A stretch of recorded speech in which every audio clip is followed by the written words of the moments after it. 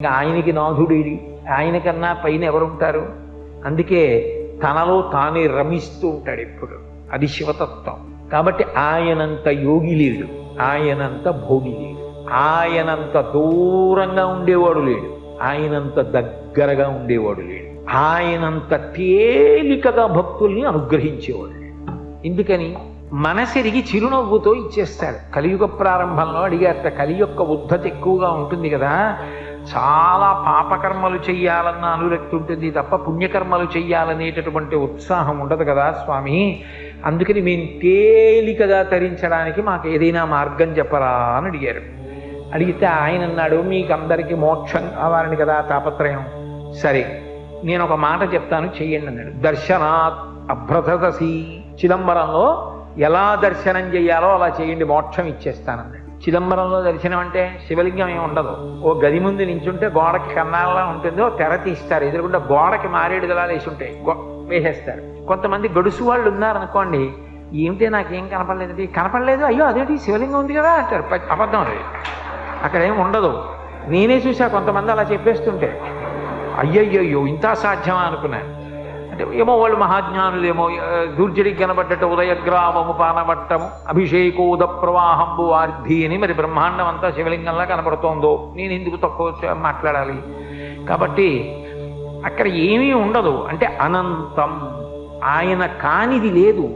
అగ్నిముఖంబు పరాపరాత్మకమాత్మ కాలంబు గతి రత్నగర్భ పదము శ్వశనంబు నీ యూర్పు రసన జలీషుండు దిశలు కర్ణంబులు దివము నాభి సూర్యుండు కన్నులు శుక్లంబు సలిలంబు జఠరంబు జలధులు చదలు శరము సర్వౌషధులు రోమచేయము శల్యంబులద్రులు మానసమృతకొరండు చందములు ధాతువులు ధర్మసమితి హృదయము ఆస్యపంచకముపనిషదాహ్వయంబు అయిన నీరూపు సరసత్వమై శివాఖ్యయై స్వయం జ్యోతియై ఉప్పు ఆద్యము.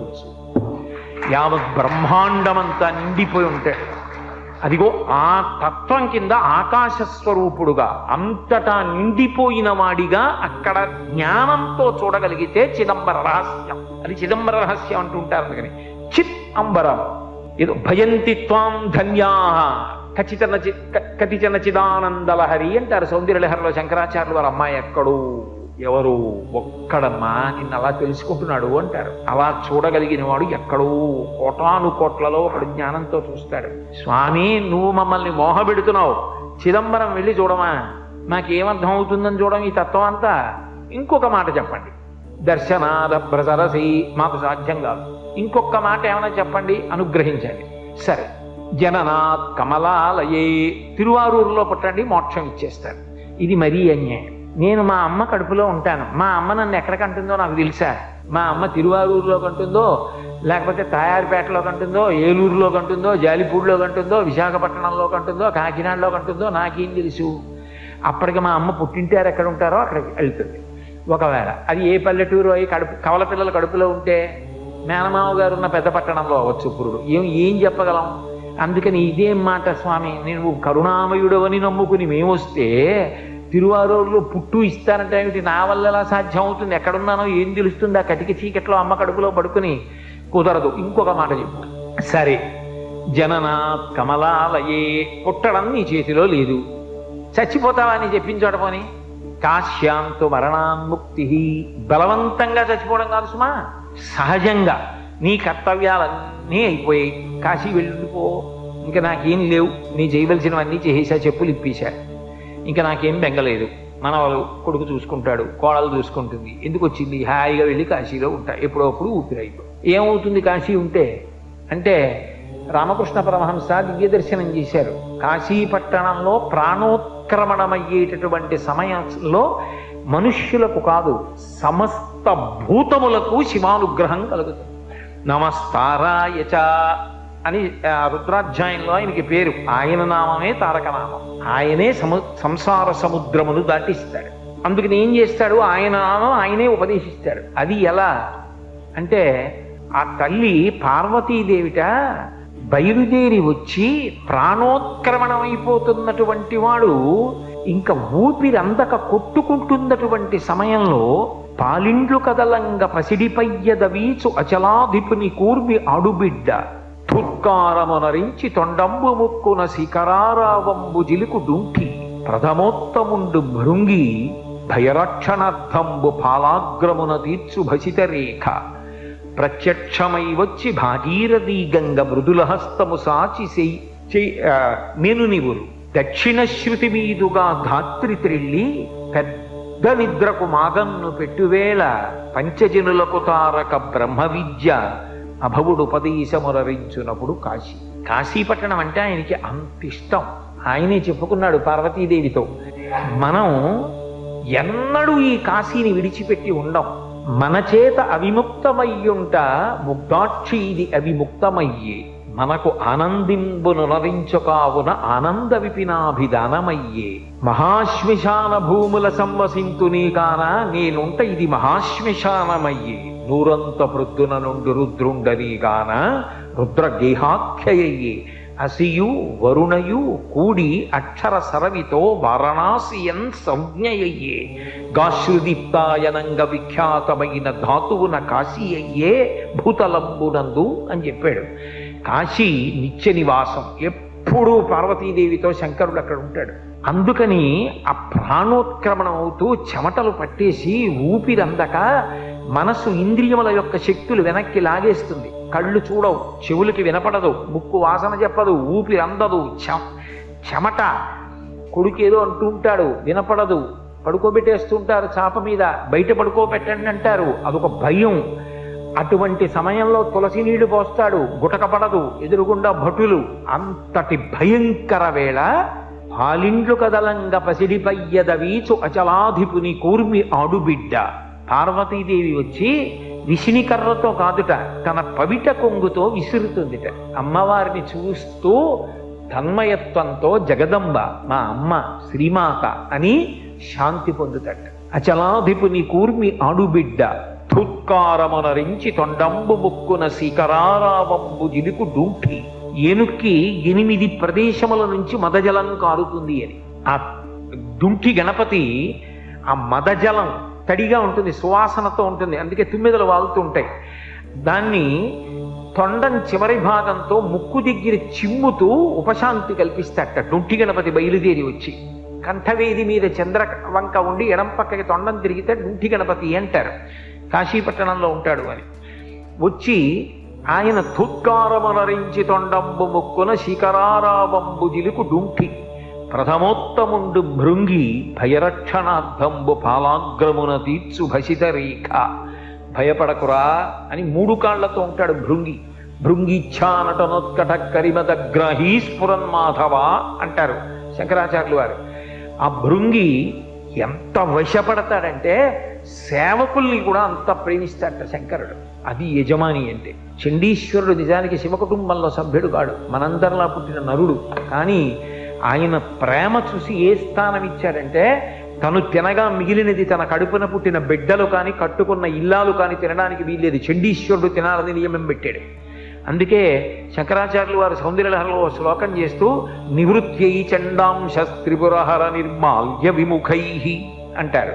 అది చండీశ్వరుడికి వెళ్తుంది. శివాలయంలో ప్రసాదం శివాలయంలో వదిలిపెట్టేయాలి, ఇంటికి పట్టుకెళ్ళకూడదు, అవన్నీ పిచ్చి మాటలు. చండీశ్వరుడికి చిటిక వేసి చూపించాలి ఆయనకి చెవుడండి, అవన్నీ కావు. ఆయన ధ్యానమునందు ఉంటాడు, శివధ్యానంలో. చిటికల చెండి అని చిటిక వేస్తే కళ్ళు విప్పుతాడు. అంటాడు, స్వామి శివప్రసాదం పట్టుకెడుతున్నాను, ఆ పట్టుకెళ్ళు అంటాడు. చండీశ్వరుడికి చెందుతుంది కాబట్టి ఆయనకి చూపించి తీసుకెళ్ళాలి. అందుకే లోపలికి వెళ్ళి ఆయన్ని చూసి బయటకు వస్తున్నప్పుడు చండీశ్వరుడు ఉంటాడు ప్రదక్షిణంలో. నివృత్యై చండాంశ త్రిపురహర నిర్మాల్య విముఖై. బిడ్డలకి కూడా ఇవాళ అధికారం చండీశ్వరుడికి ఇచ్చాడు. ఒక యజమాని అంటే తన మీద ప్రేమ ఉన్న వాళ్ళని గుర్తించి వాళ్ళ గురించి పరోక్షంలోనైనా అలా చెప్పి మెచ్చుకోవాలి. అంతేగాని ఎప్పుడు నే గొప్పవాడిని కాదు, అంత గొప్పవాళ్ళు నన్ను అనుగమిస్తూ అని చెప్పాలి. అది యజమానికి ఉండవలసిన లక్షణం. అది శివుడు చూపిస్తాడు ఇంటి యజమానిగా ఎలా ఉండాలో. కాబట్టి ఆ భృంగి బయలుదేరి వస్తాట. ఆయన 3 కాళ్లతో ఉంటాడు. చిత్రం ఏంటంటే ఆ భృంగి అంటే ఎంత ఇష్టమో తెలుసా?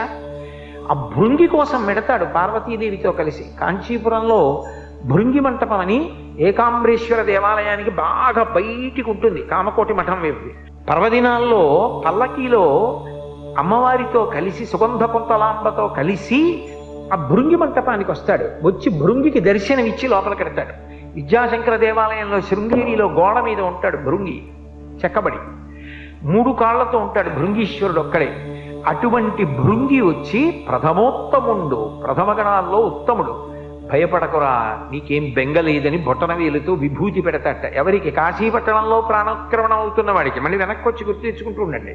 ప్రథమోత్తముండు భృంగి భయరక్షణార్థంబు పావాగ్రమణ తీర్చు భసిత రేఖ ప్రత్యక్షమై వచ్చి భాగీరథి గంగ మృదుల హస్తము సాచి మేను నివురు. చల్లటి తల్లి, ఆ గంగకి అధిష్టాన దేవత గంగమ్మ ఉందే, ఆవిడ రూపంతో తెల్లటి బట్ట కట్టుకుని నడిచి వస్తుంది గంగమ్మ. గంగమ్మ అనుగ్రహిస్తుంది. గంగకి అధిష్టాన దేవత ఉంది, ప్రతి నదికి ఉంది. తెలిస్తే తెలిసినట్టు ఉండాలి, తెలియకపోతే తెలియనట్టు ఉండాలి. అంతేగాని నదులకు ఉంటారా? నదులు పుణ్యజలాలా? నదుల్లో స్నానం చేస్తే పుణ్యం వస్తుందా? అదో మెట్ట వేదాంతం. మరి అలాంటప్పుడు నదుల గురించి పురాణాలు అన్నింటిలో అంత గొప్పగా ఎందుకు మాట్లాడారు? శంకరాచార్యులు వారు నర్మదాష్టకం ఎందుకు చేశారు? గంగాష్టకం ఎందుకు చేశారు? నదులు గొప్పవి కాబట్టే కదా. గంగకి అధిష్టాన దేవత ఉంది, ఆవిడ ప్రీతి పొందుతూ ఉంటుంది. తాడేపల్లి రాఘవనారాయణ శాస్త్రి గారు గంగానదిలో స్నానం చేయడానికి వెళ్ళారు. గంగమ్మ అడిగింది, శాస్త్రి స్నానానికి వచ్చావు, ఏమిస్తావని అడిగింది. ఆయన ఉంగరం తీసి వేయిపోయారు. అది నీకు అనుష్ఠానానికి కావాలి, ఆచమనం చేయడానికి, రేపు మీ ఆవిడ్ని అడిగి పట్రా అది. ఆవిడ్ని అడిగి తీసుకెళ్ళి ఆయన గంగమ్మకి ఇచ్చారు. గంగమ్మ పలుకుతుంది, ఎందరికో పలికింది. అంతవరకు ఎందుకు? గురు శుశ్రూష చేశారు ముత్తుస్వామి దీక్షితారు వారు. గురువుగారి శరీరం వదిలిపెట్టేసే ముందు ప్రతిరోజు గురువుగారు స్నానం చేశాక శిష్యుడు స్నానం చేసేవాడు. ఆ రోజున దీక్షితారు వారిని పిలిచి, ఇవాళ నువ్వు ముందెళ్ళు, స్నానం చేసే ముందు గంగకి నమస్కరించి మునిగి చేతులతో తడువు, ఏది గంగమ్మ ఇస్తే తెచ్చుకో అన్నారు. ఆయన గంగమ్మకి నమస్కారం చేసి గురువుగారి ఆజ్ఞ అని గంగమ్మలో చేతులు పెట్టి తడివారు. వీణ దొరికింది. అందుకే మిగిలిన వీణలన్నింటికి యాళి, పౌరాణిక మృగం కిందకుంటుంది. ఒక్క దీక్షితారు వారికి వీణకి మాత్రం పైకి ఉంటుంది. అది గంగామాత ప్రసాదం. దీక్షితారు వారు ఆ వీణ వాయించేవారు. గంగమ్మ ఎందరినో అనుగ్రహించింది. ఒకప్పుడు భాగవతాన్నంతటినీ పరీక్షిత్ గంగా తీరంలో ప్రాయోపవేశం చేసి విన్నాడు. వా, ఏమి పద్యరచన చేశారో పోతన గారు. అమ్మా అని పిలిచిన నరు పొమ్మా అని ముక్తి కడకు ముత్తువట, లిమ్మా నీ రూపముతో రమ్మా నాకెదురంగ గంగ రమ్యతరంగ అంటే, అమ్మా అని పిలిస్తే చాలటావు, పోరా అని మోక్షానికి పంపించేస్తుంది. భగవద్గీత కించిదీత గంగా జలలవ కడికాపీత సకృతపీన మురారి సమర్చ క్రియతే తస్య యమేనంద చర్చ అంటారు. అటువంటి గంగమ్మ, ఆ గంగమ్మ వచ్చి చల్లటి చేత్తో ఒళ్ళు నివురుతుంది. దక్షిణ శృతి మీదుగా ధాత్రి త్రిళ్ళి పెద్ద నిద్రకు మాగన్ను పెట్టువేళ. మామూలుగా నిద్రపోయినవాడు మళ్ళీ లేస్తాడు రేపు పొద్దున్న. ఇది పెద్ద నిద్ర. నిద్రపోయే ముందు మాగన్నని కళ్ళిలా ఇలా పడిపోతాయి, మెల్లిగా నిద్రలోకి వెళ్ళిపోతాడు. రేపు లేస్తాడు. అది పెద్ద నిద్ర. ఆ పెద్ద నిద్రకు మాగన్ను పెట్టి పెద్ద నిద్రలోకి వెళ్ళిపోయిన వాడికి లేవాడు ఆ శరీరంతో. ఆ శరీరం పంచభూతాల్లోకి వెళ్ళిపోతుంది. పెద్ద నిద్రకు మాగన్ను పెట్టు వేళ పంచజనులకు తారక బ్రహ్మ విద్య.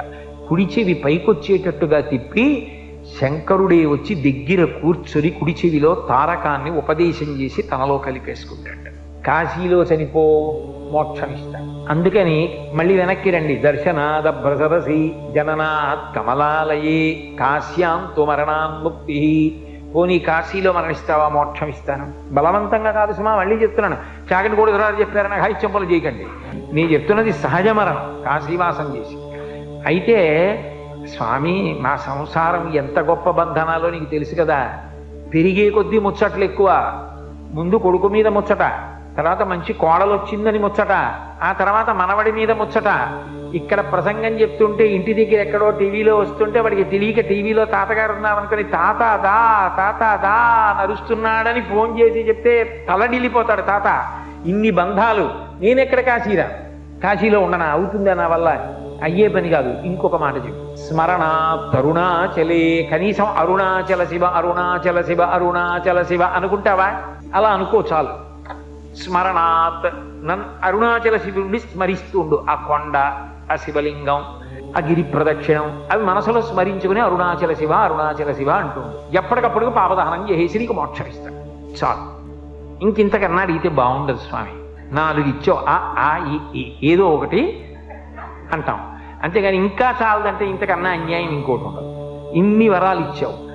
బిడ్డలని అనుగ్రహించడంలో అంతటి కరుణామూర్తి అసలు నిజానికి మీకు ఒక్క మాట చెప్పిన ప్రవచనం పూర్తి చేస్తాను. లోకంలో ఏదో సత్కారం చేస్తామండి, ఓ దండేస్తామంటే వస్తాడు ఎవడన్నా, ఏదో మీకు బట్టలు ఇస్తామండి అంటే పుచ్చుకుంటారు, మీకు పాములు ఇస్తామండి అంటే పుచ్చుకునేవాడు ఎవడన్నా ఉంటాడా? శివుడు ఒక్కడే నాగభూషణుడు. అంతేకాదు, మీరు కింద నించోండి పైనుంచి నీళ్లు పోస్తామంటే పుచ్చుకునేవాడు శివుడు ఒకడే.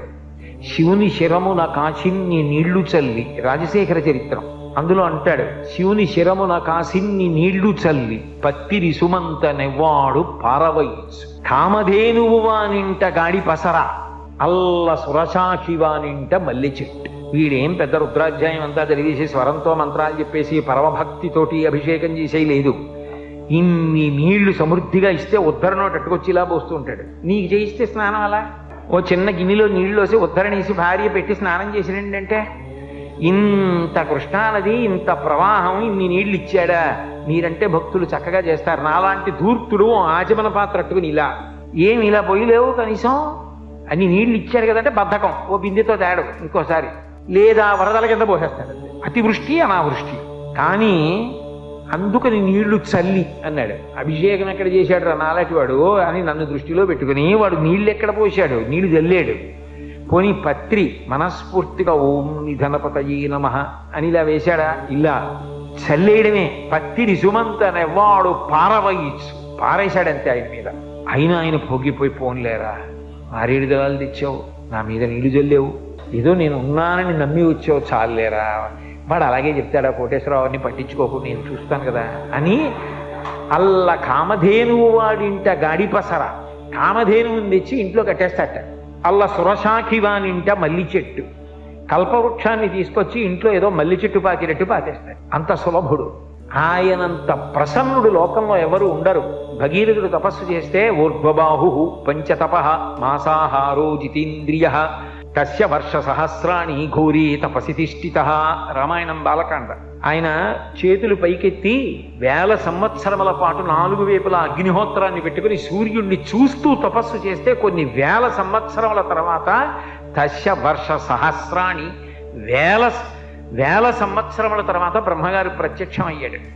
మా వంశం నిలబడాలి, తథాస్తు. మా ప్రపితరులు సగర చక్రవర్తి కుమారుడు సగరలు బూది కుప్పలై పడిపోయి ఉన్నారు పాతాళ లోకంలో. ఆకాశగంగ ప్రవహిస్తే తప్ప వాళ్ళు ఉద్ధరణ పొందరు, అందుకని ఆకాశగంగని విడిచిపెట్టు, పాతాళ లోకానికి తీసుకెడతానన్నాడు. కుదరదు. గంగాయా పతనం రాజన్ పృథివీన సహిష్యతి తాం వై ధారయితుం వీరనాంద్యం పశ్యామి శూలినః. ఆకాశగంగ పైనుంచి భూమి మీద పడితే తట్టుకోదు భూమి, భూమికి ఆ శక్తి లేదు, ఆ ధార తట్టుకోగలిగిన స్థితి ఉండదు, దెబ్బతింటుంది భూమి. భూమి ఎవరిది? కపిలాన్ రూపమాస్తాయాధారయత్ ప్రణిత అనిశం ధరాం. కపిల మహర్షి రూపంలో విష్ణువుది, శివుడిది పృథ్వీలింగం. నేనేవండి? శంకరుణ్ణి అడుగు, శంకరుణ్ణి నేను శాసించలేను, ఆయన ఒక్కడే పట్టగలడు గంగ పడుతుంటే. వీరనాంద్యం పశ్యామి శూలినః. అన్యులెవరూ పట్టుకోలేరు, ఒక్క శివుడికే చెల్లి. ఆయన్ని ప్రార్థన చేయి, ఆయన పట్టుకుంటానంటే నీ ఇష్టం అన్నాడు. మళ్ళీ శివుడి గురించి తపస్సు చేశాడు. చిత్రం ఏంటంటే ఇంత పెద్ద తపస్సు అక్కర్లేకపోయింది. ప్రత్యక్షం అవుతూనే ప్రీతస్తేహం నరశ్రేష్ఠ కరిష్యామి తమాప్రియం శిరసా ధారయిష్యామి. నేను వచ్చి ఆ గంగమ్మని పట్టుకుంటాను పద అని వచ్చి హిమవత్ పర్వతంలో నిలబడి కాళ్ళు 2 దూరంగా పెట్టి పాండురంగంలాగా నడుం మీద 2 చేతులు వేసి ఆకాశం వంక చూస్తూ వదిలిపెట్టమన్నాడు గంగని. ఆ పైనుంచి పడుతోంది. సాక ధరించన్మహింగం తుమ్న శక్నోద్యత్నమాస్థిత నైవ నిర్గమనం లేభే జటామండలబోహిత అంటారు మహర్షి. అహంకరించింది. ఏమిటో పెద్ద డాబుగా నిలబడ్డాడు, ఈడ్చి అవతల పారేస్తాను. పావులతో రాక్షసులతో మొసళ్లతో పడుతున్నప్పుడు శంకరుణ్ణి పెద్ద పట్టుకుంటానంటున్నాడు. ఈడ్చి పాతాళానికి తీసుకెళ్తా, అప్పుడు తెలుస్తుంది గంగంటే అనుకుంది.